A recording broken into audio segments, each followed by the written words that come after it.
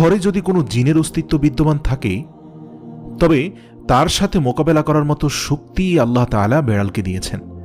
বেড়ালটি জিনের সাথে থাকা নেগেটিভ এনার্জিগুলোকেও শোষণ করে ফেলতে পারে। শুধু তাই নয়, বেড়ালের শরীরে আল্লাহ এমন একটি ব্যাকটেরিয়া দিয়েছেন যা কিনা আমাদের আশেপাশে থাকা সব ধরনের নেগেটিভ এনার্জিকে শোষণ করে নেয়।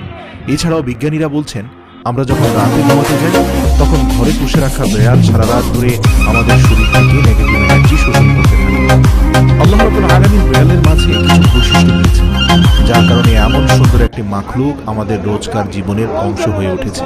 রাসূল সাল্লাল্লাহু আলাইহি সাল্লাম বেড়াল পছন্দ করতেন এবং বেড়াল পালন করার কারণে তিনি তার এক প্রিয় সাহাবীর ছদ্মনাম দিয়েছেন আবু হুরায়রা, যার শাব্দিক অর্থ দাঁড়ায় বেড়ালের পিতা। কেন একজন মুসলিমের বেড়াল পালন করা উচিত?